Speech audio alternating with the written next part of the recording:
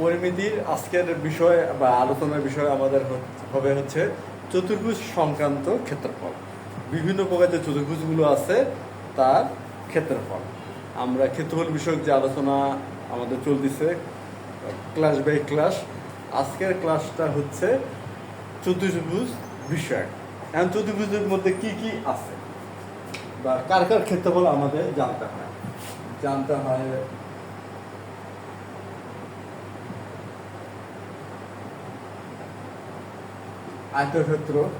আয়তক্ষেত্র, বর্গ, রম্বস, সামান্তরিক,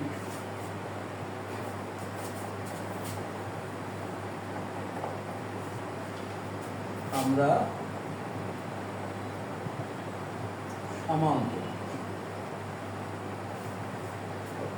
সামান্তরিক। এখন সামান্তরিকের মধ্যে কারা পড়ে? সামান্তরিকের মধ্যে হচ্ছে আয়ত, বর্গ, রম্বস। সামান্তরিক গ্রুপে বা করতেছে আয়ত, বর্গ, রম্বস। কারণ সামান্তরিকের যে বৈশিষ্ট্য বিপরীত বাহু বা সমান এবং সমান্তরাল। এখানে যে তিনটা চতুর্ভুজ আমরা লিখলাম আয়ত, বর্গ, রম্বস, এই তিনটা চতুর্ভুজের ক্ষেত্রেও বৈশিষ্ট্যটা একই। আয়তের বিপরীত বাহুদ্বয় সমান ও সমান্তরাল, বর্গেরও তাই এবং রম্বসেরও তাই। এই প্রতিটি চতুর্ভুজেরই বিপরীত বাহুদ্বয় সমান এবং সমান্তরাল। আয়তটা দেখতে হবে এরকম, বর্গ, রম্বস।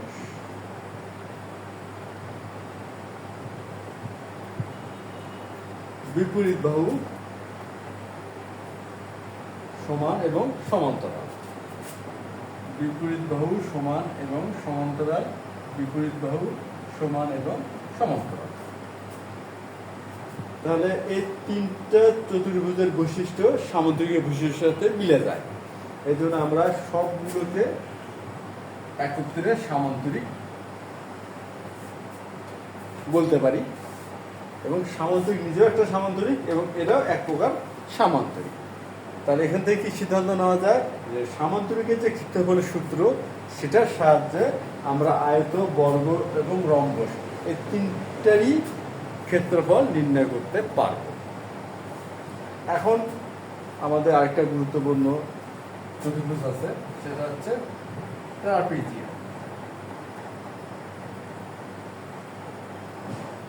কি আছে সেটা? ট্রাপিজিয়ামটা কি? ট্রাপিজিয়াম হচ্ছে সেই ধরনের একটা চতুর্ভুজ যার শুধুমাত্র এক জোড়া বাহু সমান্তরাল। সেটা কেমন? চিত্রটা দেখি। এটা এক প্রকার ট্রাপিজিয়াম। এখানে এক জোড়া বাহু সমান্তরাল। এই যে বাহুদ্বয়, এই দুটো বাহুই হচ্ছে সমান্তরাল। এরা সমান হতেও পারে, নাও হতে পারে, এটা কোনো নির্দিষ্ট ধরাবাঁধা নিয়ম নাই। শুধু একটা বিষয় খেয়াল করা লাগবে যে এই বাহু দুইটা, যে কোনো দুইটা বাহু বিপরীত বাহু সমান্তরাল কিনা। ট্রাপিজিয়ামটা এমনও হতে পারে, এই ক্ষেত্রে এই বাহু দুটো সমান্তরাল কিংবা ট্রাপিজিয়ামটা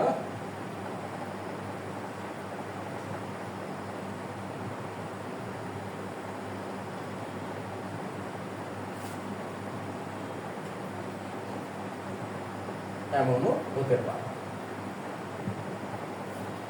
এগুলো হচ্ছে বিভিন্ন প্রকার ট্রাপিজিয়াম। প্রতিটারই এক জোড়া বাহু সমান্তরাল, অপর জোড়া সমান্তরাল হতেই হবে এমন কোনো কথা নেই। এখন আমরা একটা বিষয় বোঝার চেষ্টা করি, সেটা কি? আয়তের ক্ষেত্রে কি হচ্ছে? আয়তের ক্ষেত্রে হচ্ছে দুই জোড়া বাহুই সমান এবং সমান্তরাল, দুই জোড়া বাহু সমান্তরাল। বর্গের দুই জোড়া বাহু সমান্তরাল, রম্বসের দুই জোড়া বাহু সমান্তরাল। আর ট্রাপিজিয়ামের এক জোড়া বাহু সমান্তরাল। এখন যদি আমরা একটু ঘুরে বলি যে আয়তের কি এক জোড়া বাহু সমান্তরাল? বর্গের, রম্বসের এবং সামান্তরিকের। হ্যাঁ, প্রতিটি চতুর্ভুজেরই অবশ্যই এক জোড়া বাহু সমান্তরাল। যেহেতু দুই জোড়া বাহু সমান্তরাল, তাহলে তো আমরা বলতেই পারি এক জোড়া বাহু সমান্তরাল। এখন আমরা এই যে ট্রাপিজিয়ামের বিষয়টা জানলাম, এক জোড়া বাহু সমান্তরাল, সামান্তরিক, আয়ত, বর্গ, রম্বস এদেরও এক জোড়া বাহু সমান্তরাল। তাহলে কি আমরা বলতে পারি যে এই যে সামান্তরিক যে গ্রুপটা আছে এরা আসলে এক প্রকার ট্রাপিজিয়াম? আমরা কিন্তু বলতে পারি। কারণটা কি, ট্রাপিজিয়ামের বৈশিষ্ট্য এই চারটা যে চতুর্ভুজ আমাদের সামান্তরিক, আয়ত, বর্গ, রম্বস, এই চারটা চতুর্ভুজের বৈশিষ্ট্যের সাথে ট্রাপিজিয়ামের বৈশিষ্ট্য মিলে যাচ্ছে। তাহলে এখানে বলা যেতে পারে এই সামান্তরিকের যে এই চারটা যে চতুর্ভুজ, এই চারটা চতুর্ভুজ আসলে এক প্রকার ট্রাপিজিয়াম। এখন সেই ক্ষেত্রে ফ্লোচার্টটা কেমন হতে পারে? সেই ক্ষেত্রে ফ্লোচার্টটা হতে পারে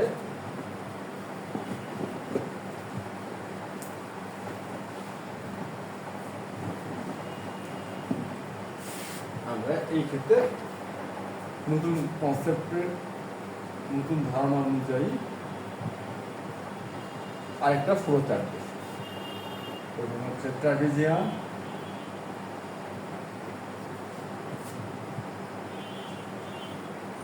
ট্রাপিজিয়াম, সামান্তরিক,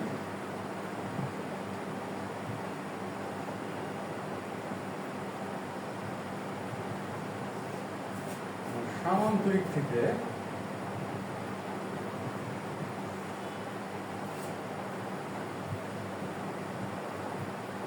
আয়ত, বর্গ,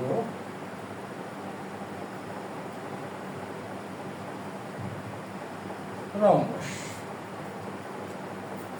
আয়ত, বর্গ এবং রম্বস সবগুলোই আসলে এক প্রকার ট্রাপিজিয়াম। এই ক্ষেত্রে এখন একটা মজার বিষয়, তাহলে আমরা খেয়াল করি যে ট্রাপিজিয়ামের যে ক্ষেত্রফল নির্ণয়ের যে সূত্র, সেই ধারণা ব্যবহার করে আমরা সামান্তরিক, আয়ত, বর্গ এবং রম্বস এই চারটা চতুর্ভুজেরও ক্ষেত্রফল নির্ণয় করতে পারব। কেন পারবো? যে এগুলো আসলে এক প্রকার ট্রাপিজিয়াম। এই জন্য এগুলোর আলাদাভাবেও সূত্র আছে, আয়ত, বর্গ, রম্বস, সামান্তরিক আলাদাভাবেও সূত্র আছে, তবে ট্রাপিজিয়ামের সূত্রটাও এখানে ব্যবহার করা যাবে। এখন আমরা ট্রাপিজিয়ামের ক্ষেত্রফল কিভাবে নির্ণয় করে সেটা শিখব। তার আগে জানি ক্ষেত্রফলটা আসলে কি। ক্ষেত্রফল যে আমরা শব্দটা ব্যবহার করতেছি বা নির্ণয় করতেছি, বা ক্ষেত্রফল বিষয়ক যে এত আমরা গাণিতিক সমস্যার সমাধান পরিমিতিতে করি, আমরা তাহলে জানার চেষ্টা করি ক্ষেত্রফলটা আসলে কি। ক্ষেত্রফল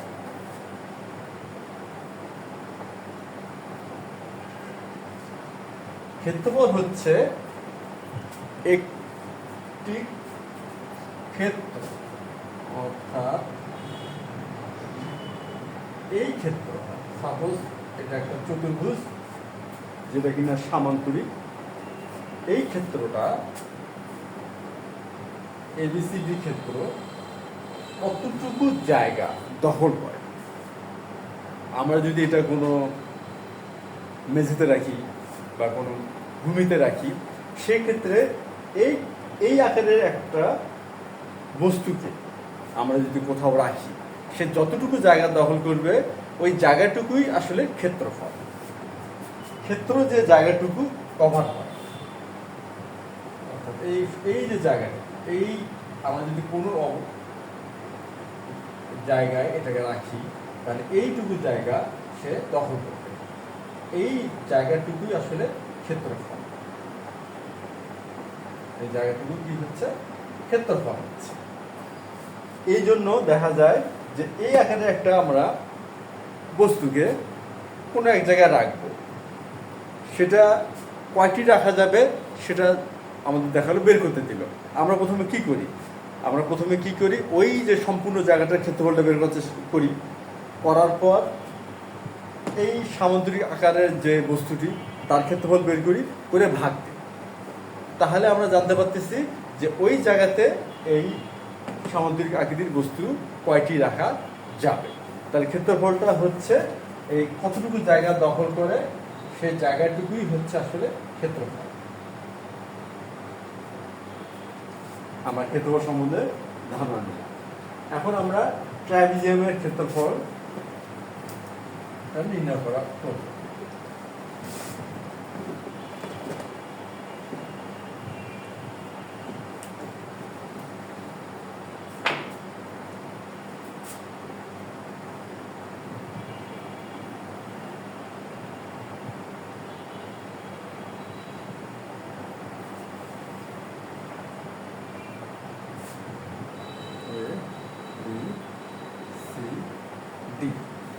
ABCD একটি ট্রাপিজিয়াম, যার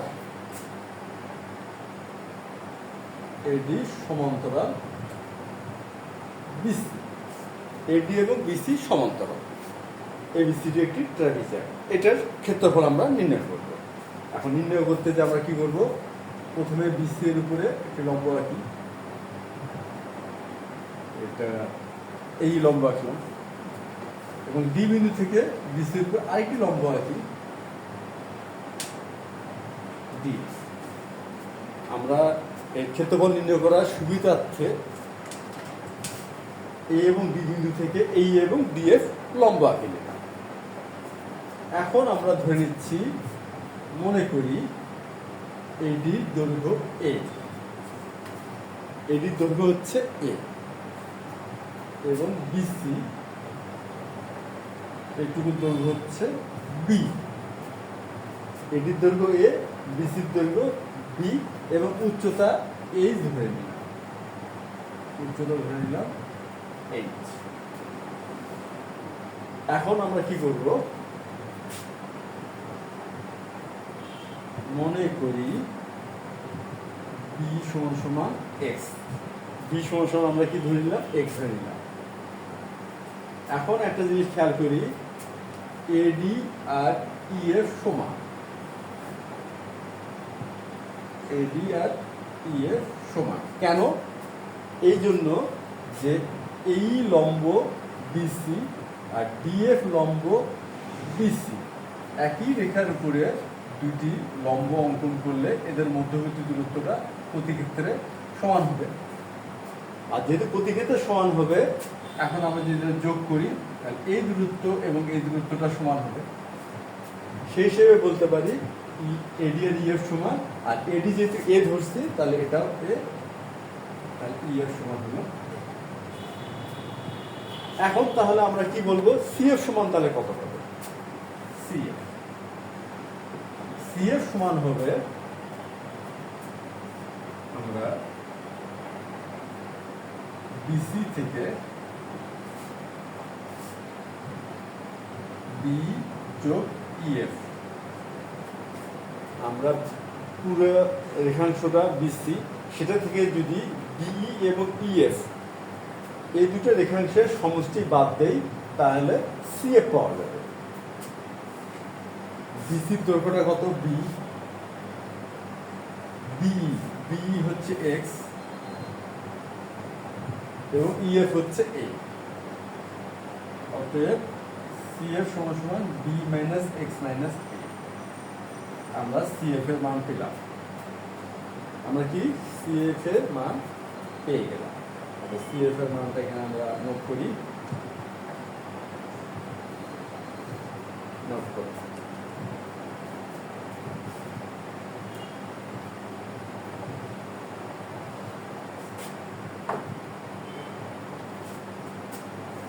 এখন এ বি সি ডি ট্রাপিজিয়ামের ক্ষেত্রফল,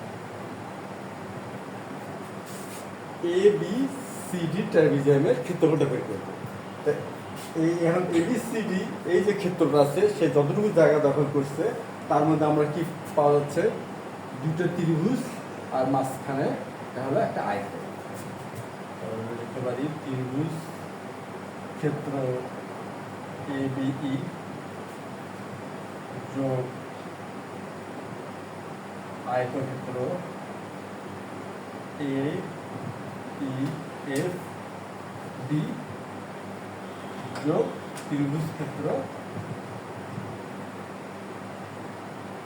BCF। ত্রিভুজ আয়ত ত্রিভুজ এই তিনটা ক্ষেত্র যোগ করলে ABCD ট্রাইভিজমের ক্ষেত্রফল পাওয়া যাবে।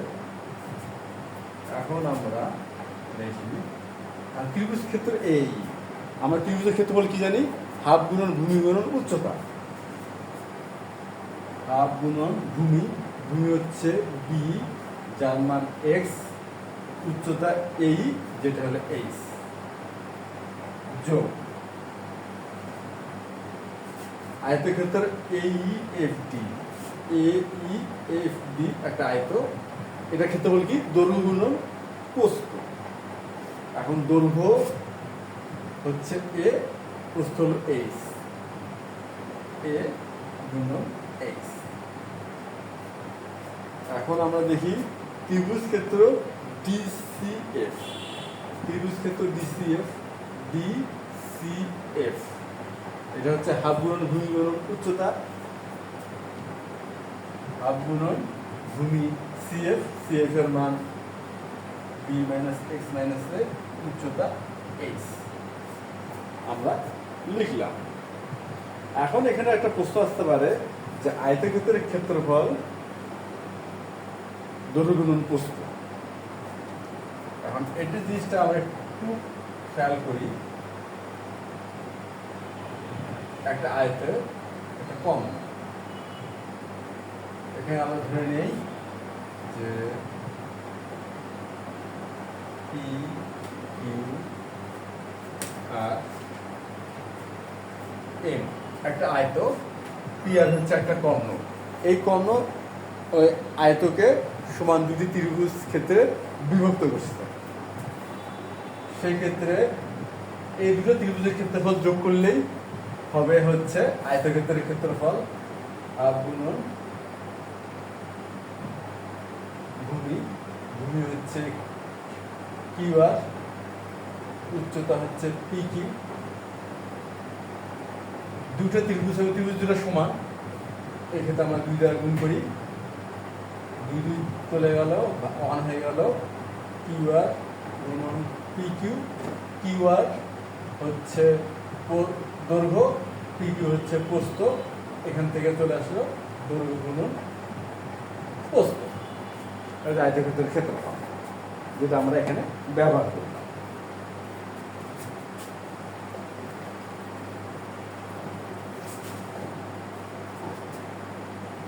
সমান।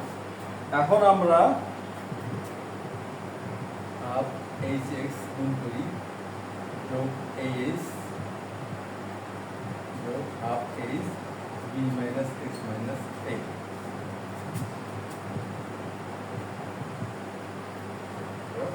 এখন আমরা এখানে একটা খেয়াল করি, হাফ H হাফ H, আমরা হাফ H কমন নিতে পারি। কমন নিলে এখানে থাকতেছে X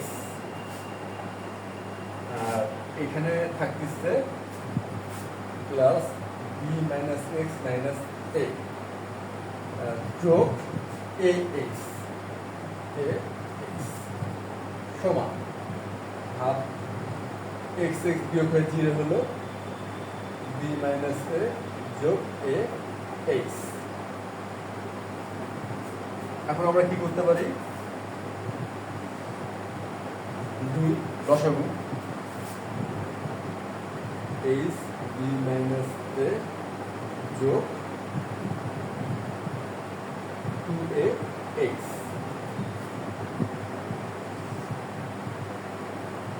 BH বিয়োগ AH যোগ 2AH ভাগ 2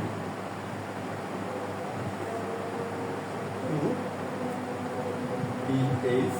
আমরা যদি এখন বিয়োগ করি, বিয়োগ করলে আস্তে আস্তে হচ্ছে AX ভাগ 2। এখন আমরা H কমন নেই, A প্লাস বি সমান সমান half H A plus B.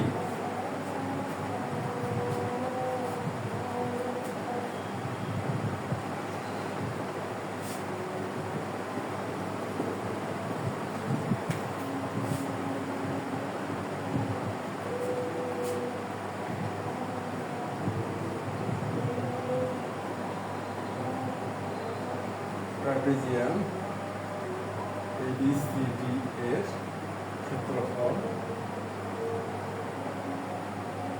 সমান সমান কি আসলো? Half H A plus B. এখন এখানে আমাদের কি ছিল? হাফ গুণন এইচ কি ছিল? উচ্চতা বা সমতল বাহুদ্বয়ের মধ্যবর্তী দূরত্ব।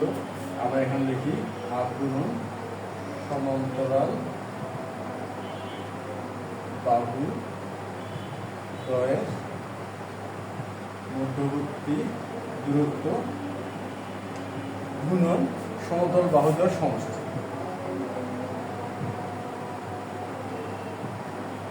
সমান্তরাল বাহু দ্বয়ের